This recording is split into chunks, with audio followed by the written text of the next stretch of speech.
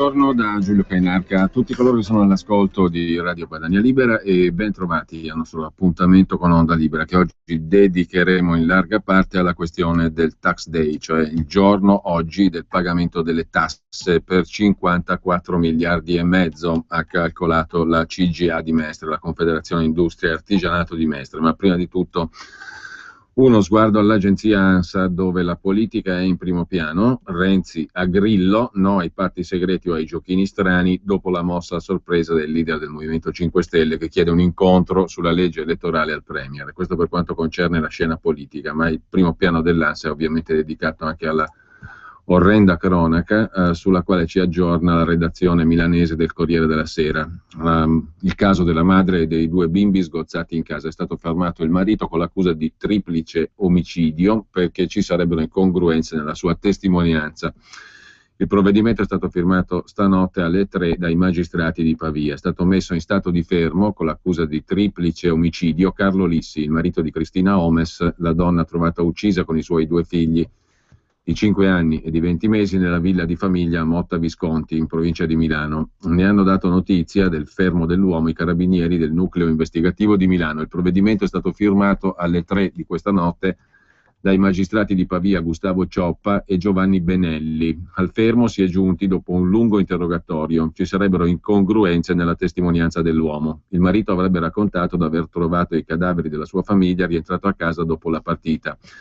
Ma i carabinieri del nucleo investigativo avevano cominciato a propendere per la pista familiare subito dopo le prime fasi dell'indagine. Il fatto stesso che nella strage non fosse stato risparmiato neanche il più piccolo dei due figli, di appena 20 mesi, rendeva meno credibile la pista esterna di una sanguinosa rapina, e il mancato ritrovamento dell'arma del delitto nelle immediate vicinanze dei cadaveri rendeva difficile uno scenario di omicidio-suicidio, tanto da farlo escludere pubblicamente dagli inquirenti già nel pomeriggio di domenica. Lissi, dopo l'allarme da lui stesso dato poco dopo le 2 di notte, è stato sentito fino a domenica mattina e poi è stato fatto tornare a casa. Risentito più volte e confrontate via via le sue dichiarazioni con quelle di amici e testimoni e con i primi riscontri scientifici e medico-legali emersi dalla scena del delitto, gli investigatori dell'Arma dei Carabinieri, scrive ancora il Corriere nella sua cronaca milanese online, gli investigatori dell'Arma dei Carabinieri hanno prima cominciato ad avere dubbi sulla versione dell'uomo e poi avrebbero avuto sentore di possibili gravi tensioni nella coppia. Dopo uno stringente interrogatorio nella caserma della compagnia di Abbiategrasso a Milano,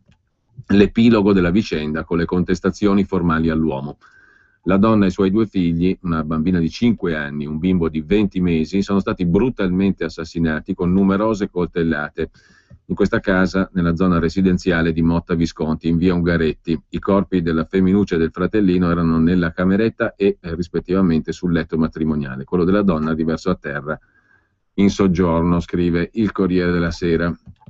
E rimanendo alle notizie di primo piano dell'agenzia ANSA di stamani, c'è tutt'altra notizia in evidenza. La Gazprom russa all'Unione Europea parla di possibili interruzioni di gas. La russa Gazprom annuncia di avere avvertito la Commissione Europea su possibili interruzioni delle forniture di gas se l'Ucraina, per cui Mosca ha introdotto un regime di pagamento anticipato che può portare a un'interruzione delle forniture, preleverà gas dal volume in transito verso l'Europa. Gazprom, che aveva prima assicurato i massimi sforzi possibili per garantire il gas all'Europa, ha sottolineato poi che la società energetica statale ucraina Naftogaz è obbligata a garantire il transito del gas verso l'Unione Europea nei volumi previsti in base al contratto in vigore.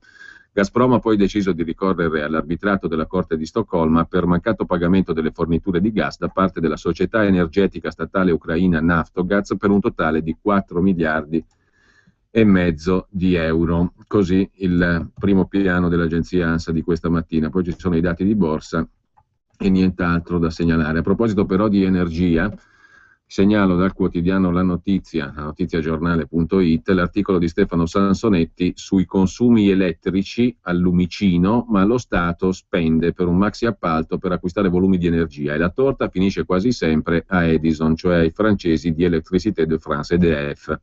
Un maxi appalto il cui costo continua ad aumentare di anno in anno e continua a crescere il volume di energia elettrica acquistabile dal Ministero dell'Economia per tutta la pubblica amministrazione.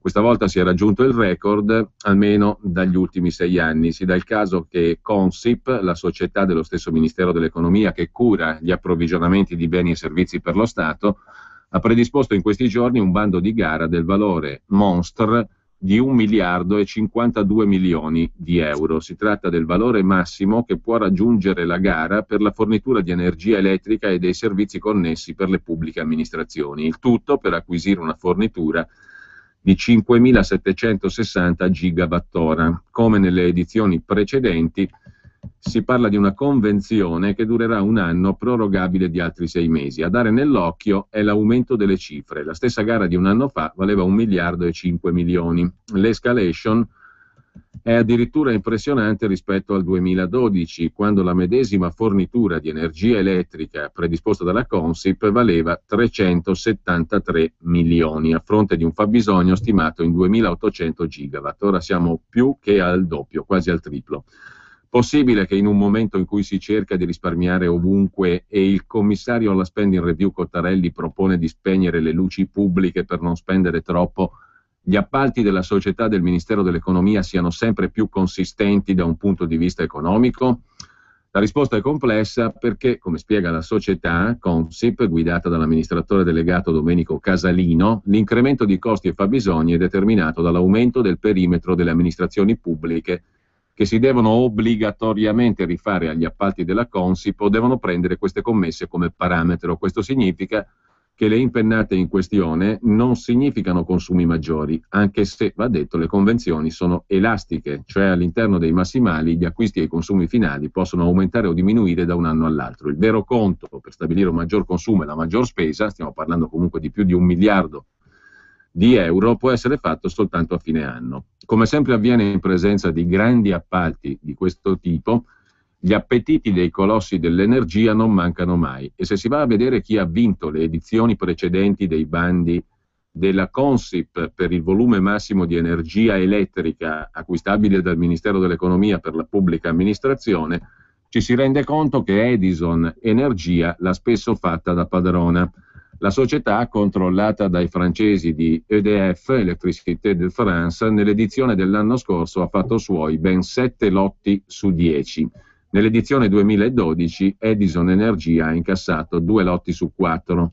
Ancora Gala e l'altra società Alpic, che si erano spartiti il resto, quello lasciato da Edison, sono società svizzera, è una società svizzera quella di Alpic.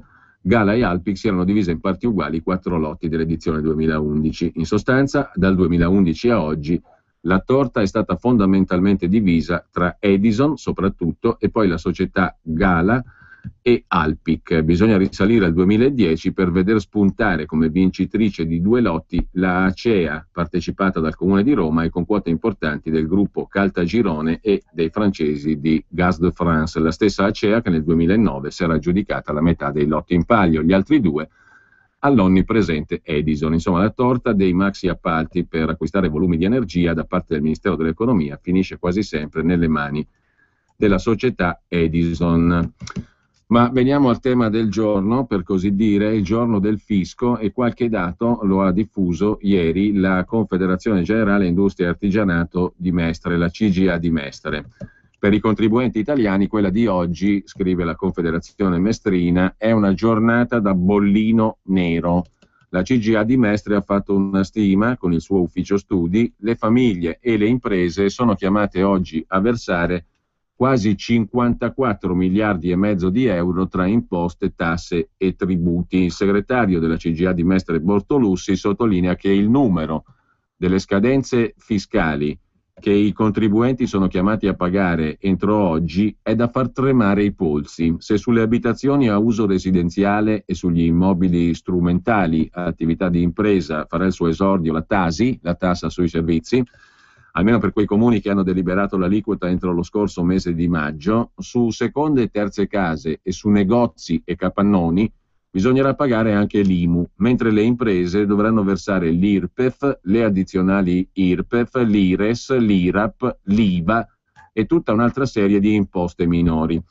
A seguito del perdurare poi della stretta creditizia, non sono pochi i piccoli imprenditori che hanno trascorso queste notti in bianco col pensiero di come fare per recuperare le risorse per onorare questo vero e proprio ingorgo fiscale. Purtroppo nel nostro paese, sottolinea il segretario della CGIA di Mestre Bortolussi, oltre al carico fiscale che ha raggiunto un livello ormai insopportabile, c'è anche la difficoltà nel definire con esattezza gli importi da pagare. Si pensi che per espletare, tra virgolette, il pagamento delle tasse, in Italia sono necessarie 269 ore all'anno, pari a 33 giorni lavorativi. In Europa soltanto il Portogallo presenta una situazione peggiore di quella italiana. E secondo la stima effettuata dall'ufficio studi della CGIA di Mestre, l'imposta più onerosa sarà l'IRES, cioè l'imposta sui redditi pagata dalle società di capitali. Il gettito dovrebbe aggirarsi intorno ai 14,7 miliardi di euro. Di tutto rispetto anche l'importo che dovrebbe arrivare dal pagamento dell'IMU e della Tasi, 10,8 miliardi. Sul terzo gradino del podio di questa graduatoria le ritenute IRPEF dei lavoratori dipendenti e dei collaboratori versate dai datori di lavoro. L'importo dovrebbe aggirarsi intorno ai 9,7 miliardi di euro. L'ufficio studi della CGIA di Mestre segnala che nella sua elaborazione ha tenuto conto delle disposizioni previste dall'imminente pubblicazione di un decreto del Presidente del Consiglio dei Ministri col quale si prevede di rinviare il termine di pagamento delle imposte risultanti dal modello unico dei contribuenti soggetti agli studi di settore. In particolare i soggetti agli studi di settore, i contribuenti soggetti agli studi di settore potranno pagare senza aggravi sino al 7 luglio, mentre la scadenza del 16 luglio, entro la quale è possibile pagare con l'aggravio dello 0,4%, è stata spostata al 20 agosto del 2014. Questo per quanto riguarda il primo piano della CGIA di Mestre sulla questione delle tasse da pagare, sulla questione della giornata fiscale di oggi con le tasse appunto da pagare. Ma c'è una stima in tabella fatta dalla CGIA di Mestre per quanto concerne il pagamento, la stima dell'ammontare dei principali tributi che i contribuenti dovranno versare entro oggi. Troviamo in testa alla classifica appunto l'IRES, l'imposta sul reddito delle società, con 14 miliardi e 713 milioni di euro di gettito, 14 miliardi di euro naturalmente per oggi, e poi tra le imposte più onerose l'IMU e la Tasi siamo a 10 miliardi e 844 milioni, il versamento da parte dei datori di lavoro delle ritenute IRPEF di dipendenti e collaboratori per 9 miliardi e 730 milioni. Poi abbiamo per la Tari, tassa sui rifiuti, 1 miliardo 918 milioni, e ancora l'IVA 8 miliardi, l'IRAP 3 miliardi 566 milioni, l'addizionale IRPEF 1 miliardo 457, l'IRPEF saldo e acconto 1 miliardo 710 milioni, 1 miliardo per il versamento ritenute IRPEF dei lavoratori autonomi, 500 milioni di imposte sostitutive di rivalutazione. L'IRPEF, le addizionali IRPEF, l'IRES e l'IRAP sono versate sulla base delle risultanze del modello unico. L'ufficio studi della CGIA di Mestre ha stimato solo la parte di questi tributi che viene versata adesso a giugno, perché come si apprende da indiscrezioni apparse sulla stampa specializzata, grazie alla proroga appena concessa, i contribuenti soggetti agli studi di settore possono versare le imposte risultanti dal modello unico entro il 7 luglio, quindi tra poco c'è un'altra tranche che eleva naturalmente il totale di 54 miliardi e 447 milioni di euro da pagare entro oggi. Inoltre tutti i contribuenti con un aggravio dello 0,4% possono ritardare i pagamenti fino al 16 luglio, che diventa 20 agosto per coloro che sono soggetti agli studi di settore.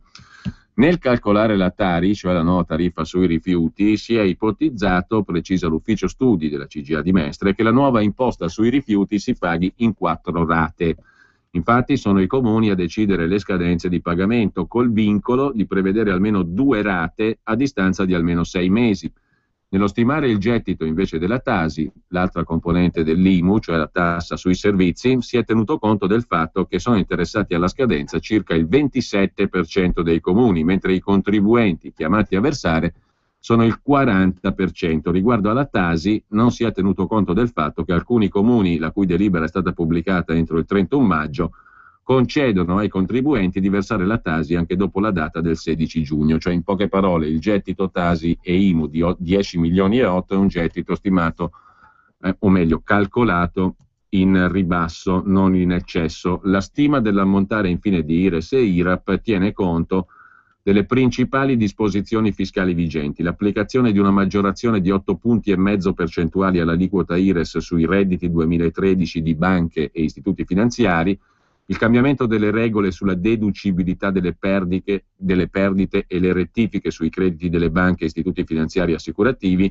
e l'applicazione di diverse percentuali per il calcolo degli acconti nel 2013 e nel 2014. In particolare i soggetti IRES hanno calcolato gli acconti 2013 con la fantastica aliquota, stiamo parlando di acconti, con l'aliquota del 102,5%, cioè l'acconto superiore al totale di quello che si deve pagare, mentre quelli del 2014 sono calcolati con l'aliquota del 101,5%. E questo è un altro dato significativo. Si calcolano, ne abbiamo già parlato peraltro, si calcolano gli acconti sulla base delle aliquote superiori al totale, cioè non è un acconto, io di acconto pago il 20, il 30, il 40 ed è già tanto, pago il 102 o il 101%. Caldo, freddo, caldo, freddo. E in casa non c'è mai il giusto clima.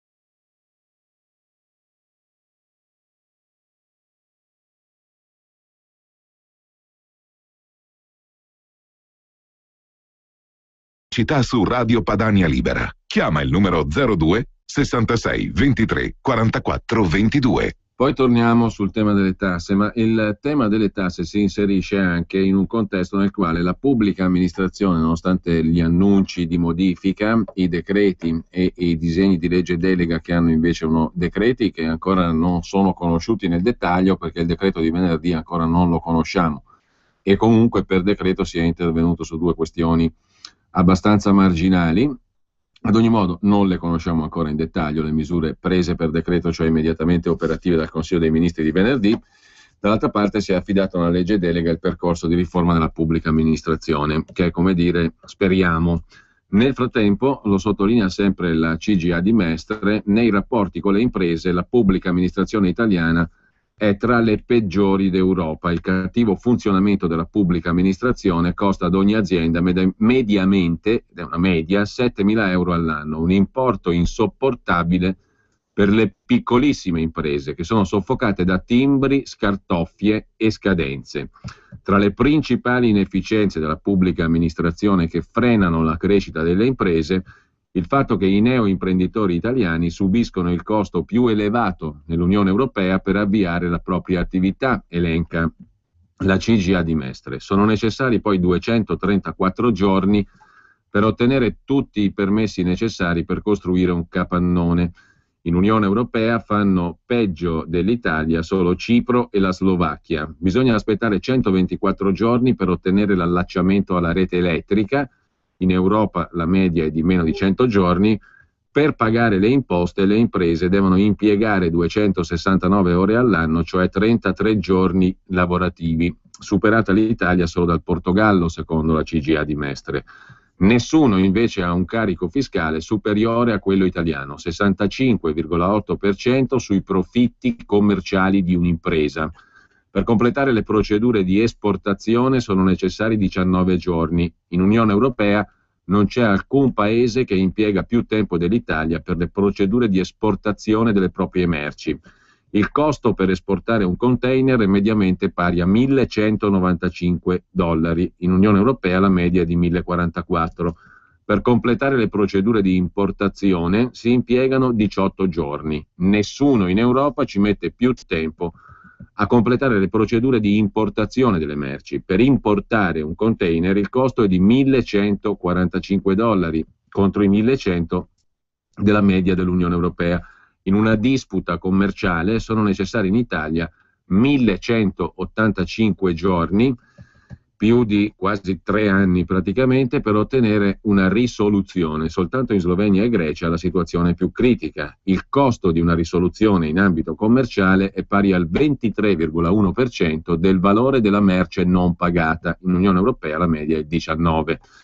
Alla luce di queste inefficienze, nei rapporti con le imprese, la pubblica amministrazione italiana è la meno efficiente tra i paesi dell'area dell'euro. Soltanto Grecia e Malta ottengono un risultato peggiore di quello italiano. Tutti gli altri paesi garantiscono servizi alle loro aziende nettamente superiori a quelli offerti dalla pubblica amministrazione italiana. Lo sottolinea sempre l'ufficio studi della CGIA di Mestre, che ha analizzato una dozzina di indicatori, che ha consentito di stilare una classifica generale che consente di capire quali sono gli stati europei dove è più semplice fare impresa. Salire sul gradino più alto del podio è la Finlandia, seguono l'Irlanda e la Germania. L'Italia si colloca al 15° posto a livello Unione Europea, nella graduatoria mondiale 65°. Dalla CGIA di Mestre ricordano che a causa del cattivo funzionamento della macchina pubblica e per l'eccessivo peso della burocrazia, l'Italia è in coda alla classifica europea per quanto riguarda gli investimenti diretti esteri. Soltanto la Grecia presenta un'attrattività inferiore a quella italiana. Ciò vuol dire che gli investitori stranieri non vengono in Italia perché, per esempio, la giustizia funziona poco e male, il deficit infrastrutturale è drammatico, la presenza in alcune aree del paese delle mafie ha toccato livelli preoccupanti e i tempi di pagamento della pubblica amministrazione sono i peggiori d'Europa. La riforma della pubblica amministrazione, dice il segretario della CGIA di Mestre Giuseppe Bortolussi, deve aumentare la quantità e migliorare la qualità dei servizi offerti. Al sistema delle piccole e medie imprese, che è il 99% del totale delle aziende presenti in Italia, la burocrazia costa quasi 31 miliardi di euro all'anno. Per ciascuna di queste piccole e medie imprese si stima che il peso economico medio annuo sia pari a circa 7.000 euro, il che è insopportabile soprattutto per le piccolissime imprese. Questi costi penalizzano di più le microimprese rispetto alle aziende di maggiori dimensioni. Il 74% degli artigiani e dei commercianti lavora da solo. La gestione di adempimenti burocratici viene svolta direttamente dal piccolo imprenditore che, se no, in alternativa si deve rivolgere a un libero professionista o a un'associazione. Parte della burocrazia sarà anche ineliminabile, ma è necessario, conclude la CGIA di Mestre, che la riforma renda la nostra pubblica amministrazione più snella e meno costosa. E questi sono gli auspici. In questo quadro la CGIA di Mestre ha fornito anche un altro dato sul quale vale la pena riflettere. A nord-est sono in forte calo le partite IVA, i nuovi padroncini, tra virgolette. Si incrina un mito. Rispetto allo stesso periodo dell'anno scorso, nei primi 4 mesi del 2014, nel Triveneto le aperture delle partite IVA sono in calo del 5%, a livello nazionale meno 3,7%. Nelle province di Rovigo e di Gorizia la diminuzione è stata a 2 cifre, meno 12,9% in Polesine e meno 14,3% nel Goriziano, nei primi 4 mesi di quest'anno. I primi mesi dell'anno sono di solito i più difficili, ma il problema c'è e come i cosiddetti padroncini, storicamente il motore economico del nord-est, sono dunque in affanno per il calo delle commesse, per il venir meno dei consumi interni, per l'aumento delle tasse, soprattutto a livello locale, per il peso della burocrazia e per la contrazione del credito erogato dalle banche. Tutto questo blocca la nascita di nuove attività imprenditoriali. Tra gennaio e aprile di quest'anno a nord-est hanno aperto poco più di 24.500 attività. La contrazione più significativa ha riguardato Gorizia, dove si è perso il 14,3% delle partite IVA, o meglio c'è stato un calo delle aperture di partite IVA del 14%, Rovigo meno 12,9%, Vicenza meno 8%, Pordenone meno 6,9%, Treviso meno 6,3%. Soltanto Bolzano presenta un incremento pari al più 0,1% e non sono incluse nella ricerca di CGIA di Mestre le province dell'Emilia-Romagna.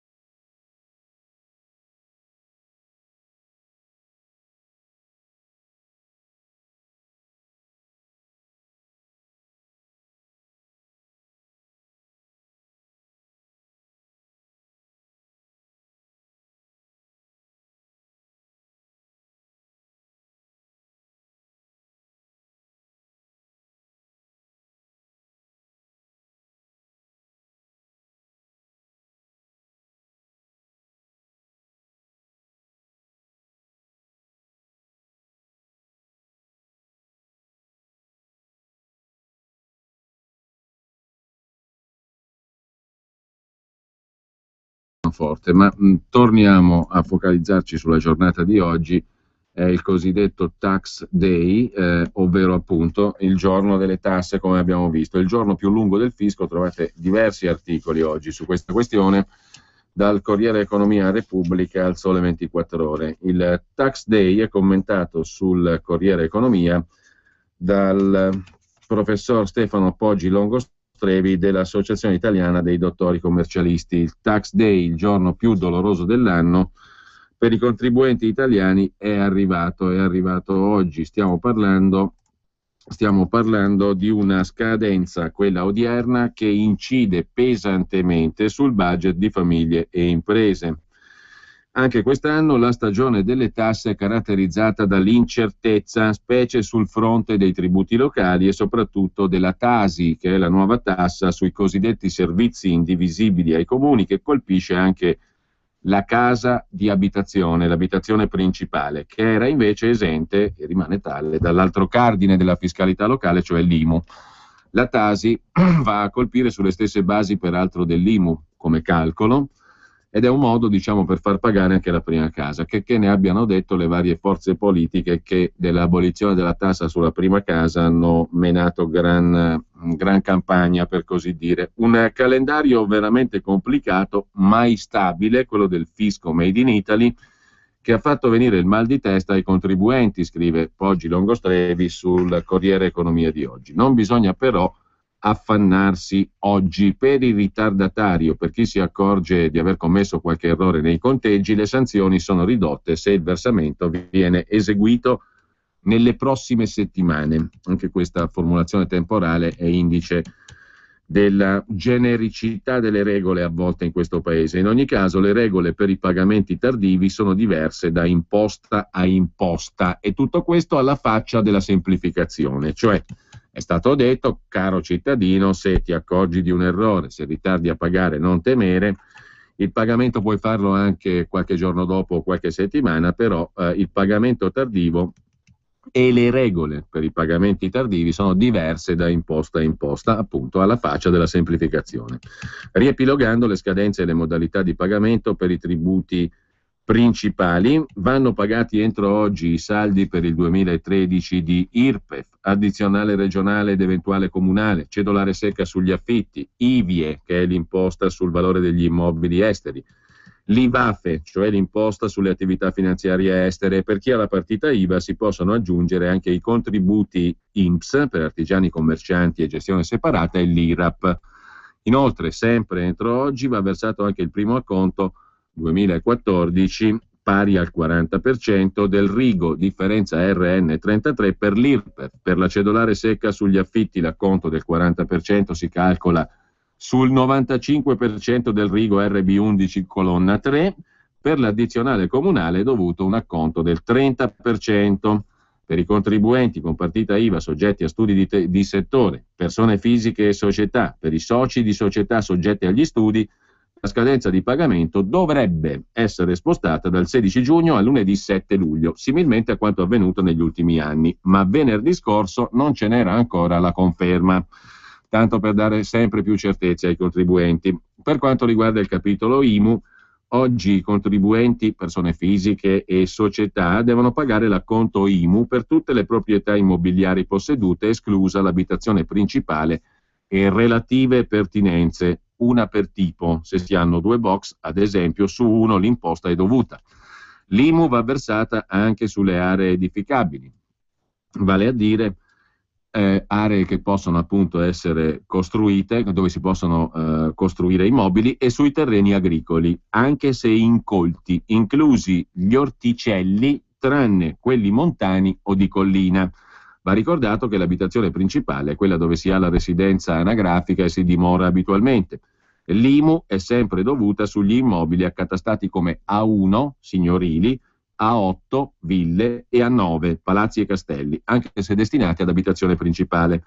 Per l'acconto IMU, pari al 50%, non è necessario cercare la delibera del Comune per il 2014 perché si calcola con l'aliquota del 2013, ma bisogna tener conto della consistenza degli immobili 2014, quindi di acquisti, vendite o successioni intervenute nel frattempo. Se non sono avvenute variazioni nel patrimonio immobiliare, basta versare il 50% di quanto complessivamente pagato come IMU nel 2013, salvo per i terreni agricoli che l'anno scorso avevano pagato l'IMU solo per 6 mesi. Poi c'è il capitolo Tasi. Se il Comune ha deliberato le aliquote, le ha pubblicate sul sito del Dipartimento delle Finanze del Ministero dell'Economia entro il 31 maggio, sono circa 2.200 su oltre 8.000 comuni italiani quelli che hanno deliberato le aliquote e le hanno pubblicate sul sito ministeriale. In tal caso gli abitanti dei 2.200 comuni in questione dovranno pagare entro oggi anche l'acconto della nuova tassa sui servizi indivisibili del comune. Per verificare se la delibera Tasi del comune è pubblicata, il link è finanze.it/Dipartimento Politiche Fiscali /fiscalità locale /IUC maiuscolo questa parola /sceltaregione.htm. Tutto semplice? In assenza di delibera comunale pubblicata entro il 31 maggio, l'acconto della Tasi va versato per tutti gli immobili entro il 16 di ottobre. L'anticipo è pari al 50% per l'imposta dovuta per l'anno in corso. La Tasi si paga su tutti i fabbricati, compresa la prima casa, e sulle relative pertinenze che sono invece escluse dall'IMU, e sulle aree edificabili. Sono invece esclusi i terreni agricoli, inclusi gli orticelli, che però sono soggetti all'IMU, come abbiamo visto prima. Il governo ha promesso che non saranno applicate sanzioni ai versamenti tardivi della Tasi, visto l'incertezza che ha contraddistinto il debutto di questa nuova tassa. Chi paga cerca di riassumere il Corriere della Sera, e poi il gioco dei moltiplicatori, come si calcola la base imponibile dell'IMU. Non ve ne faccio conto perché se ciascuno di voi se qualcuno ha avuto l'idea di pagarsela da solo e calcolarsela, sa già come fare, e sa già anche che il percorso non è proprio limpido e lineare. Vengono alla mente le parole che abbiamo speso la settimana scorsa e che abbiamo udito dal professor Claudio Borghi Aquilini e dal segretario della Lega Salvini sulla drastica semplificazione con una flat tax, cioè con una tassa unica, che la Lega proporrà e della quale parleremo naturalmente, perché qui la semplificazione o la si fa sul serio e in maniera drastica, o altrimenti non ce la caviamo più da questo ginepraio che sempre più cresce di norme fiscali. Il Corriere dell'Economia poi si occupa del pagamento proprio alla cassa, anche di come si paga la Tasi, che in sostanza ricalca lo schema dell'IMU, l'imposta patrimoniale. Alla fin fine, per i ritardi o piccoli errori, le vie del perdono non sono finite, scrive ancora il Corriere della Sera. Per l'unico iniziano i tempi supplementari dal 17 giugno al 16 luglio, basta versare lo 0,4% in più, mini sanzione dello 0,2% al giorno più interessi fino al 30% per il pagamento dell'IMU. Il governo ha promesso che non si applicheranno sanzioni invece per la nuova Tasi. Eleonora Borzani, anche lei rappresentante dell'Associazione Italiana Dottori Commercialisti, cerca di fare il punto sulla questione dei ritardi o dei piccoli errori. Ogni imposta ha i suoi criteri, le sue regole e le sue scadenze. Questo vale anche se non si rispetta un termine di pagamento o si commette un piccolo errore. Vale la pena tranquillizzare i contribuenti che sentono il fiato del fisco sul collo: pagare in ritardo non è un dramma, non si tratta di stangate, però per ogni ritardo, per ogni tassa c'è la sua penale e le sue regole, diciamo così.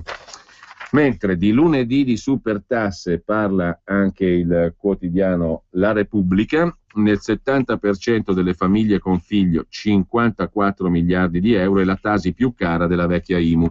Questo è il dato che colpisce. 54 miliardi e mezzo di complessivo gettito fiscale per lo Stato coi pagamenti di oggi. Ma la Tasi sarà più cara della vecchia IMU nel 70% delle famiglie con figli. Entro oggi il pagamento dei diversi tributi, dall'IRPEF alla prima rata sulla casa, con le differenze rispetto al 2012, gli aggravi sono più frequenti se la rendita è bassa, cioè le case di basso valore pagano di più. Questo l'aveva evidenziato il Sole 24 Ore per primo già parecchio tempo fa, eravamo a metà di maggio. La Tasi colpisce le case più povere, tra virgolette, perché sono le più numerose. È il giorno del salasso per la Tasi, scrive Roberto Petrini oggi su Repubblica. Nel 71,1% delle famiglie con un figlio, la Tasi, secondo un rapporto della UIL, Servizio Politiche Territoriali, costerà di più.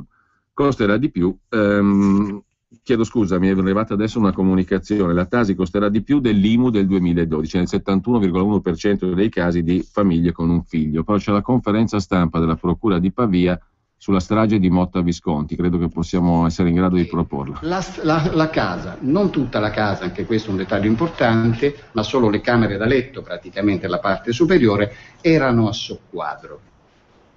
Quindi si riveste e aspetta l'arrivo nel frattempo, che poi sono arrivati tempestivamente. Ha chiesto aiuto a voce per si affacciare. Lui avrebbe aperto la porta e ha chiesto aiuto a voce, dopodiché ha chiamato il 112. No, questo non è riscontrato, ma questa è una versione, le ripeto, che poi si rivela falsa oggettivamente. Grazie, scusi. Poi invece a voi cosa dice? Poi cambia versione? No, la versione è quella che poi ci ha dato, quella finale, quando ovviamente non poteva dire... Lei dice che ha dato una versione immediatamente che poi però cambia. No, mi perdoni, lui dà una versione che è assolutamente falsa all'inizio. Alla fine quella che ho raccontato è la versione corretta. Non so, forse non mi sono spiegato bene. Qual è stato il primo elemento, diciamo, più importante rispetto agli altri che vi ha fatto capire che lui non stava certamente dicendo la verità? Ma guardi, un elemento macroscopico è il racconto che lui fa del rinvenimento dei cadaveri. Le pare che una persona che vede la moglie riversa per terra in un lago di sangue, che interviene, quindi lui diceva che indossava delle pantofole che noi abbiamo ritrovato, delle pianelle, delle pantofole, la tocca, cerca di aiutarla, di capire se è viva, se è morta, se può fare qualcosa, quindi si imbratta di sangue. Le azioni successive che vi ho descritto, cioè l'apertura della porta, l'accensione degli interruttori delle camere da letto, gli stessi vestiti che lui indossa, che va a indossare per coprirsi prima che arrivano i carabinieri, dovevano riportare macchie di sangue. In realtà noi abbiamo trovato la maniglia senza nessuna traccia di sangue, gli interruttori di casa senza tracce di sangue, ovviamente le pianelle, le pantofole che aveva comunque pulite e linde, i vestiti che ha indossato praticamente senza macchie ematiche, se non l'indumento intimo nella parte, le mutandine praticamente, nella parte posteriore. Lui probabilmente non si è accorto che si era macchiato di sangue la parte posteriore delle sue mutandine. Lui ha detto che c'era una premeditazione, lui da tempo studiava... No, lui non ha detto assolutamente questo. La cosa che lascia riflettere, a cui credo facesse riferimento il procuratore, è proprio la lucidità in questo momento, che io spero essere di follia, nel senso non c'è stato, lo dicevo prima, un momento di impeto, un'arrabbiatura, un litigio che possa giustificare, forse giustificare tra virgolette ovviamente, perché non c'è niente che giustifica un'azione di questo genere, ma possa far comprendere perché arriva a uccidere la moglie, ma perché uccide poi anche le figlie. Ma perché uccide poi anche le figlie? La motivazione che noi abbiamo potuto, che poi lo ha fatto crollare, è l'individuazione di questa passione per questa collega di lavoro.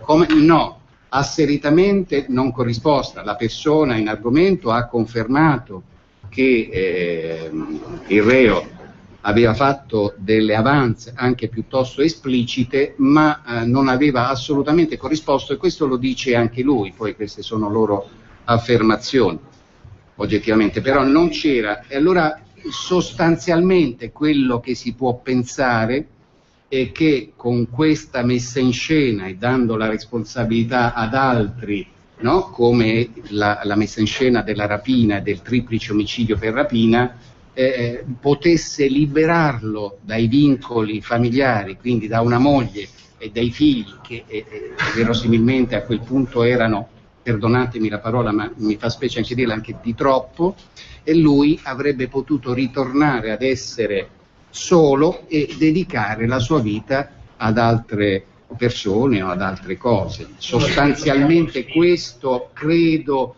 sia stata la sua visione delle cose, perché, ripeto, non è un omicidio d'impeto, quindi probabilmente c'era qualcosa che crollava nella sua testa e che in quel momento, dirvi perché in quel momento non lo sapremo mai, forse neanche se lo non so neanche lui perché, abbia poi proceduto a fare questa azione terribile, non ha giustificazioni razionali.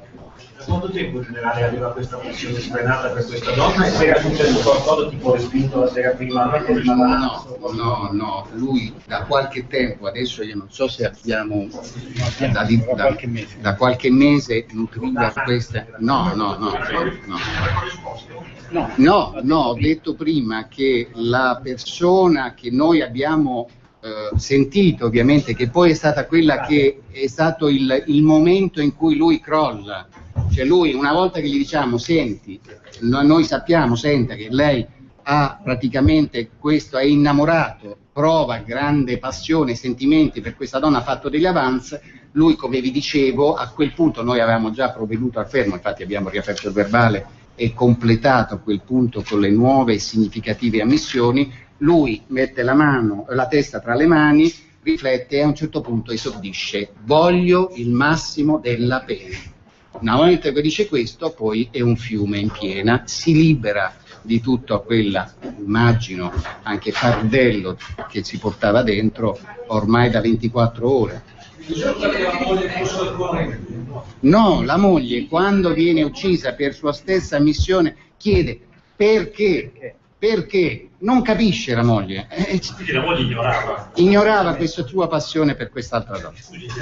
Lui sperava, eliminando la famiglia, anche se l'altra ragazza... Guardi, adesso io credo che non possiamo fare un processo alle intenzioni, perdonatemi, io vi posso riscontrare su dati di fatto, e già abbiamo fatto alcune valutazioni che lasciano, da un punto di vista generale, del tempo che trovano. Noi dobbiamo parlare su dati di fatto oggettivi, come è giusto che sia, che faccia la polizia giudiziaria.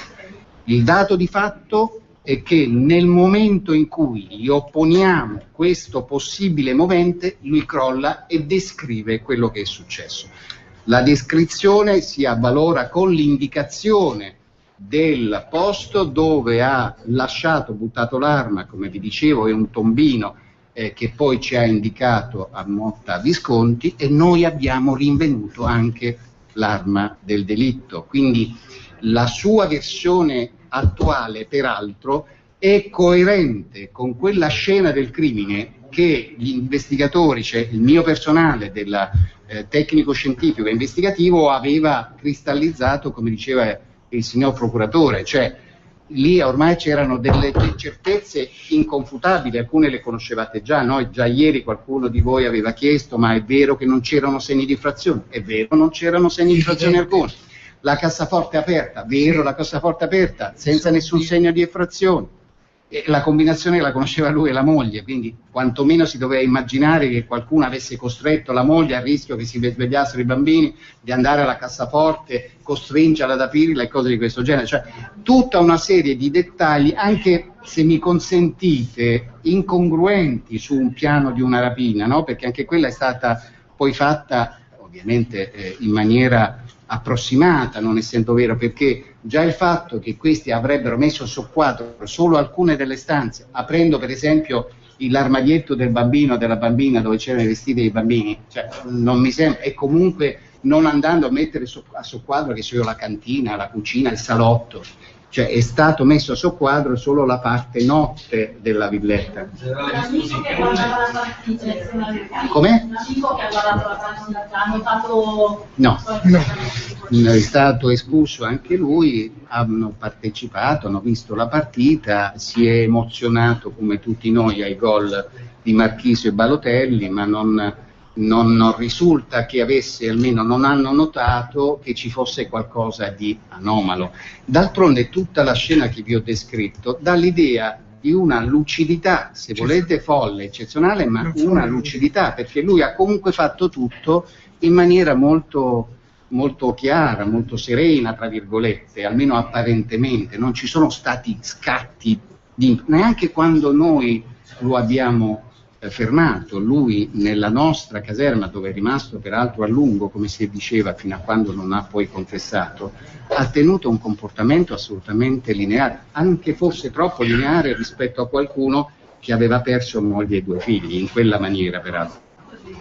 Non per fare un'introduzione di intenzioni, appunto. Non la sento, scusi. La donna provava un'affezione, magari vi ha detto mai con gli uomini sposati, qualcosa del genere. No, guardi, non mi faccio entrare in queste cose, io vi ho voluto dire, non ci ha detto questo, la signora ha confermato, e consentitemi neanche di mantenere un riservo sulla identità di questa signora, la signora ha confermato che questo collega provava passione per lei perché gliel'aveva manifestata anche in maniera molto diciamo grossolana, se vuole, quindi però lei non aveva aderito. Lei si dice di essere fidanzata e di avere una relazione.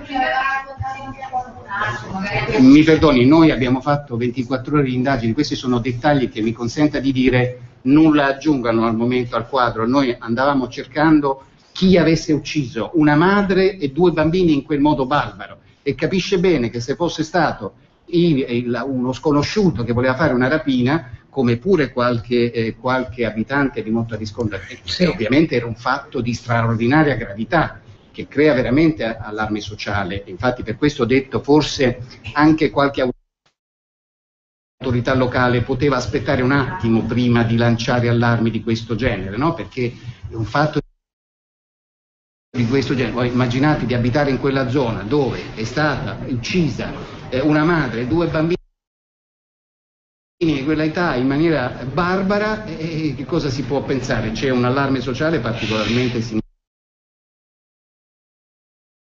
significativo. Non è andata così, nel senso che le attività di indagine esperite, come abbiamo cercato di spiegarvi, hanno alla fine incastrato, come ha usato il termine il dottor Cioppa, alle proprie responsabilità quest'uomo che a un momento finale è crollato, ha detto voglio il massimo della pena, perché finalmente evidentemente si è reso conto dell'atteggiamento assolutamente ingiustificato e ingiustificabile sotto ogni punto di vista che ha tenuto. Consentitemi una riflessione: se questi problemi per lui erano diventati così significativi che non sopportava più questa situazione familiare, ci sono anche una normativa di recente modificata, in 6 mesi poteva essere separato, divorziato dalla moglie e crearsi un'altra vita. Una persona normale non reagisce uccidendo la moglie e i 2 figli e cercando di dare le responsabilità a terzi, perdonatemi. Quindi sostanzialmente il nostro obiettivo era quello di, nel più breve tempo possibile, fare in modo che tutti gli elementi sulla scena del crimine fossero fatti e cristallizzati in maniera puntuale, precisa e inattaccabile da nessuno, in maniera tale da poterli opporre nel procedimento penale che sarebbe seguito di fronte a chiunque. Dopodiché ovviamente siamo andati alla ricerca di dettagli utili a effettuare il fermo di polizia giudiziaria. Lei lo sa che il fermo, parlo in maniera un po' più tecnica, mi perdoni, ha bisogno di gravi indizi concordanti, unici, di colpevolezza. Quindi noi questi dettagli sono cose che potremo approfondire e probabilmente saranno approfonditi, ma non erano, no, al momento. In che momento si libera del cortello? Lei quando va a vedere la partita, nel tragitto si libera del cortello. Lui lavorava per una ditta di software, di computer, era un tecnico informatico. La signora dove lavorava? Assicurazione. Lui, sai, la signora è una collega, adesso non mi faccio entrare nel dettaglio, se no poi voi la individuate. Lei ha sentito anche altri colleghi? Mi perdoni, noi in questo punto sono passate, voglio ricordarle, 24 ore dall'episodio. Abbiamo sentito quelli che era indispensabile sentire ai fini di acclarare delle responsabilità. Mi perdono. Io credo che da questo punto di vista noi possiamo anche interrompere, perché credo che vi abbiamo dato. I vicini hanno dato, ma questo già da ieri, qualcuno ha rilasciato dichiarazioni televisive che io stesso ho visto, la signora che ha detto che ha sentito alle 23:05 bene o male un urlo, che pensava fosse un urlo connesso con le partite di calcio, poi a mente fredda, ripensandoci, effettivamente era verosimile l'urlo della signora poverina che diceva no, perché stai facendo questo? No, lui, che io sappia, lavorava per una società di software, era tecnico informatico.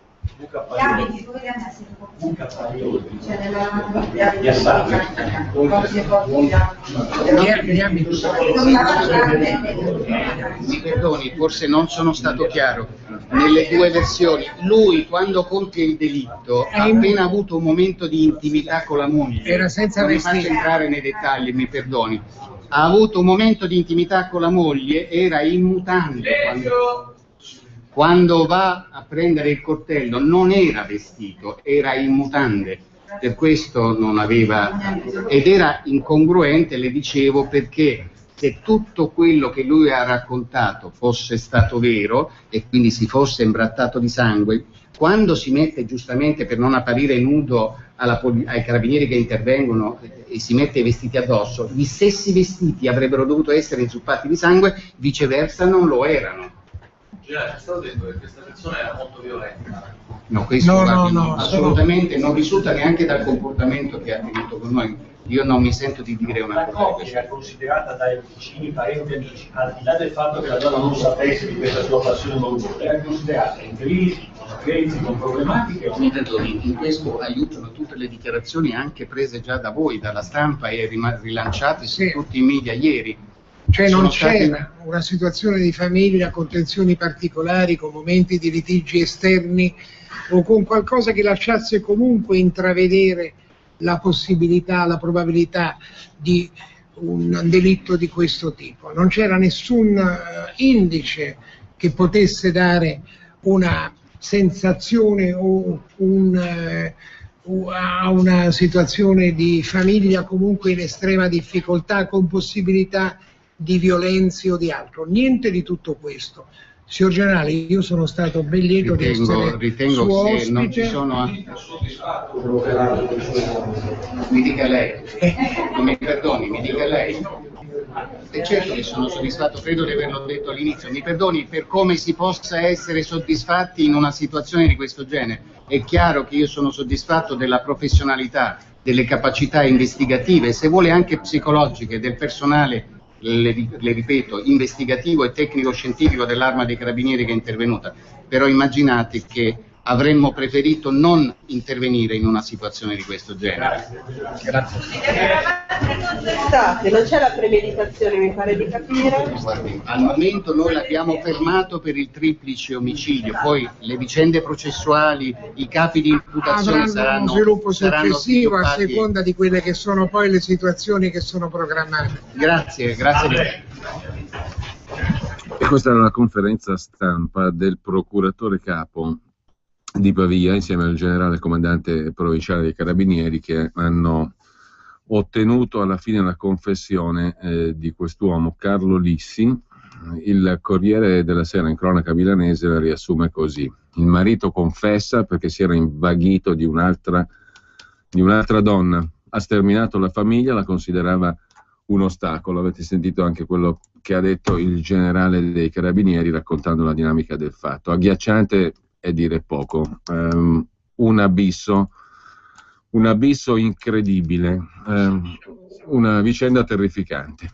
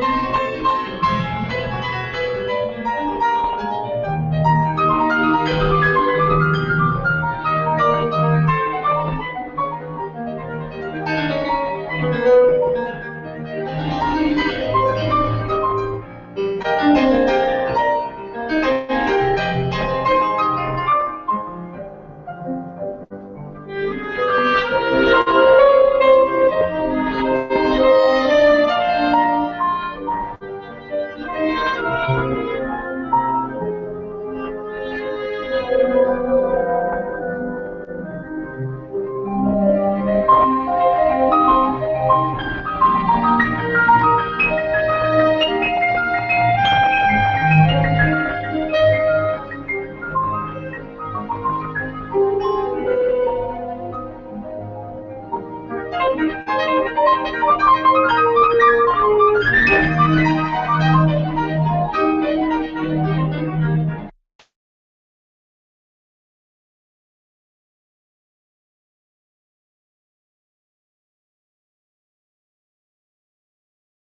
quanto hanno evocato le parole che abbiamo ascoltato prima circa il triplice omicidio, lo sterminio della famiglia di Motta Visconti da parte dell'uomo, il marito, che ha confessato.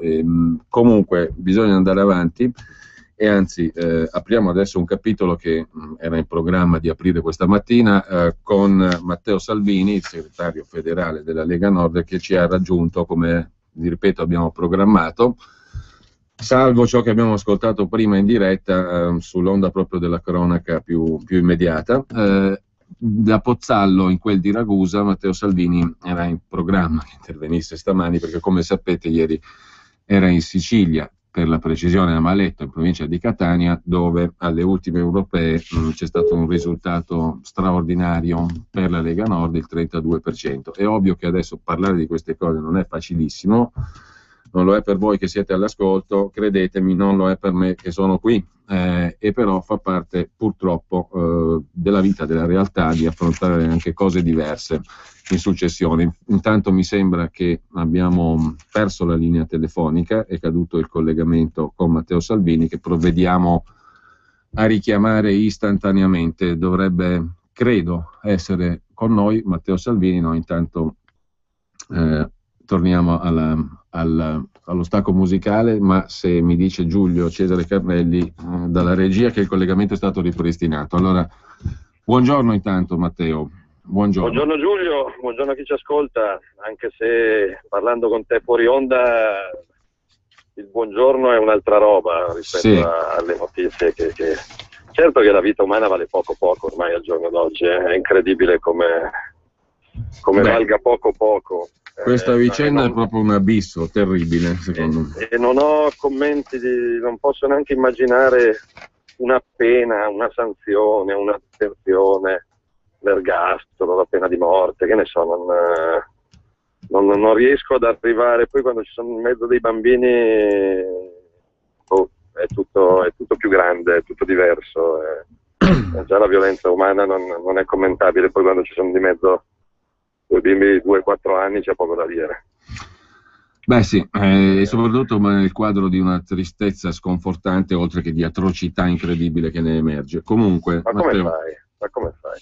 Vabbè, comunque, torniamo al lavoro. Noi avevamo previsto di collegarci con te perché stai facendo questo tour, diciamo così. Sono dalla parte opposta. Oggi sei dall'altra parte. Nord, sono a Pozzallo, estremo sud, Sicilia.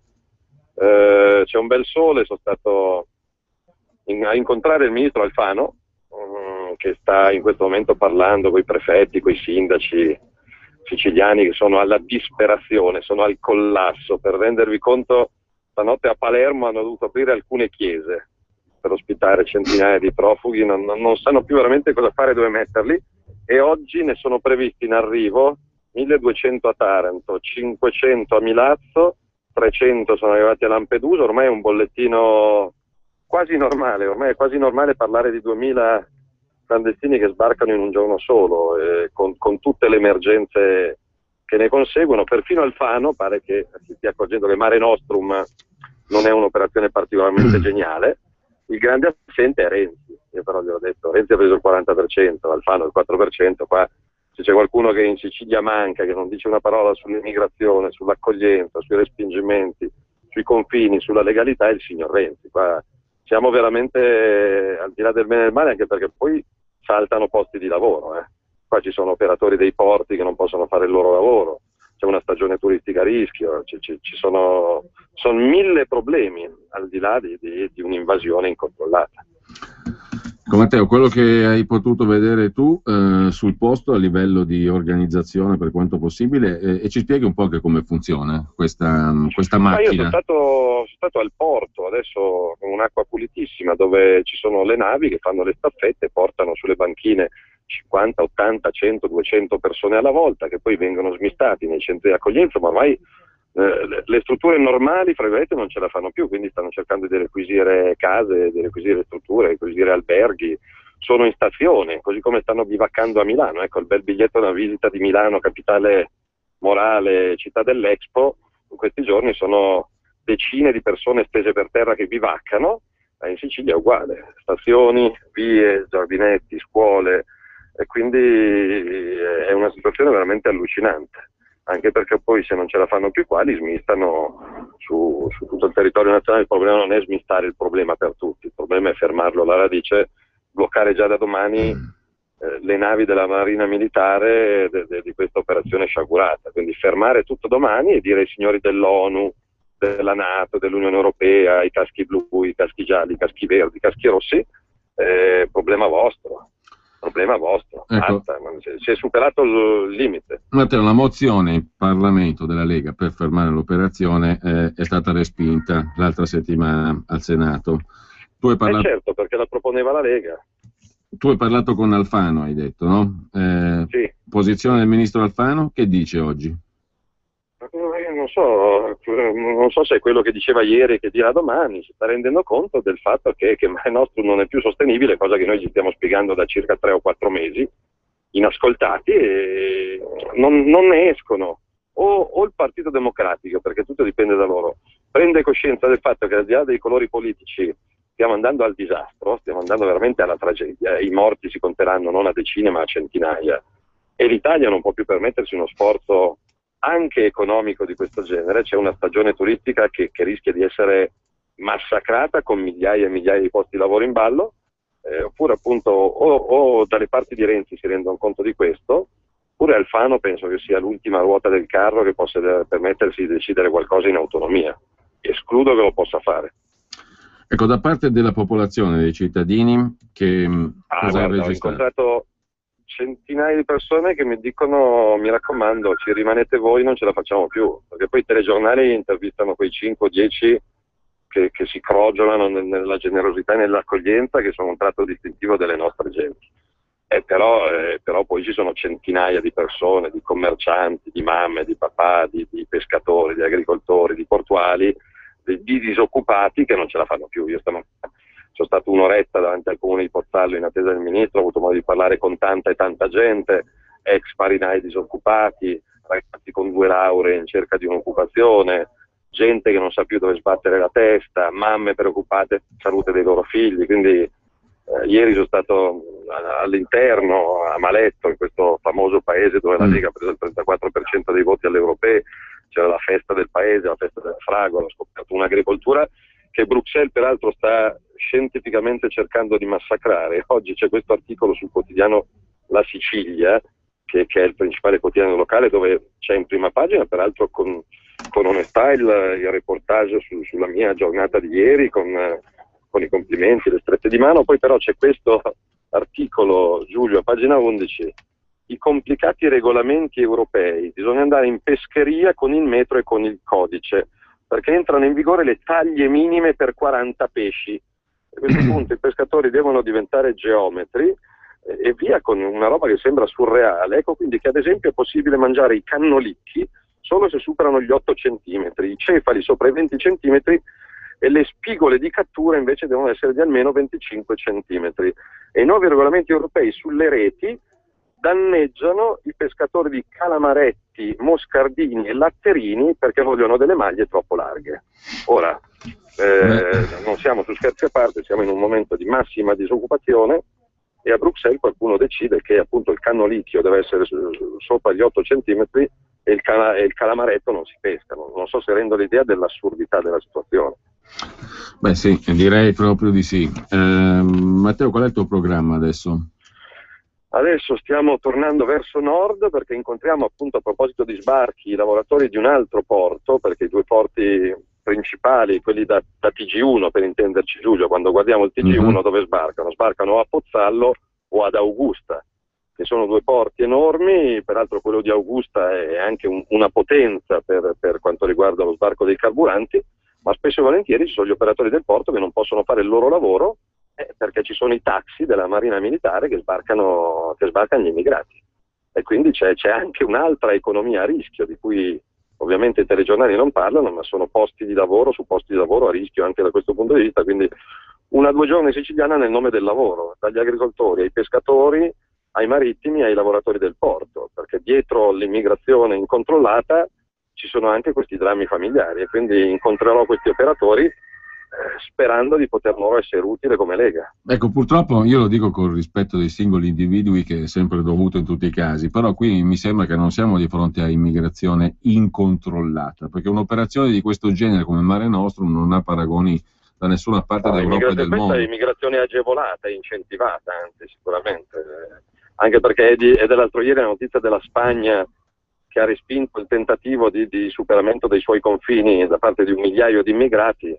Quindi non si capisce perché, mentre il resto del mondo difende i suoi confini, noi siamo gli unici che invece andiamo a prendere come fossimo al Luna Park queste persone. Ripeto, ci sono delle guerre, a parte il fatto che l'Occidente alcune guerre le ha inventate, stimolate, e ne paghiamo ancora adesso le conseguenze, però ci sono questi organismi inutili e costosi come l'ONU e la NATO. Ebbene, se c'è un problema in Siria, ci si preoccupi del problema in Siria e si allestiscano in Libia quei campi di accoglienza e di protezione che invece adesso sono smistati a caso in tutta Italia, senza un senso e senza un futuro. Matteo, io ti ringrazio per questo collegamento flash, noi torneremo a risentirci con te nel corso anche delle prossime ore, grazie e sono io che ringrazio voi, e per quanto sia possibile vi auguro una buona giornata e vi invito a non mollare mai, perché penso che alla fine le buone idee prevalgano sempre. Poi apriremo un altro capitolo settimana l'altra, perché ne abbiamo accennato settimana scorsa. Matteo, oggi c'era la trasmissione dedicata stamani alla scadenza fiscale di tutte le miriadi di tasse che tocca pagare entro oggi. Il professor Borghi Aquilini la scorsa settimana ha lanciato, come te del resto che le hai parlato in anticipo, un tema molto interessante, quello di una drastica semplificazione fiscale tramite una tassa unica, una flat tax come si dice in inglese. Credo che avremo modo di parlarne diffusamente, no Matteo? Proviamo ad argomentare, a spiegare, a organizzare quella che sarebbe l'unica rivoluzione fiscale possibile. Non il taglio di 1 o 2 punti di questa o quella aliquota, il taglio di un pezzetto là, tolto da una parte e messo dall'altra, gli 80 euro a spot. O il fisco italiano cambia radicalmente, completamente, oppure giornate come quelle di oggi si ripeteranno tristemente di mese in mese. Grazie a Matteo Salvini, segretario federale della Lega Nord. Grazie Matteo, buon lavoro. Noi chiudiamo qui e torniamo brevemente, prima di salutarci, alla musica di Rachmaninov, senza aggiungere una parola, credo, a quanto di orrendo abbiamo già appreso stamani in merito alla notizia che adesso apre la prima pagina dell'agenzia ANSA. Marito confessa aveva passione per una collega, titola l'ANSA.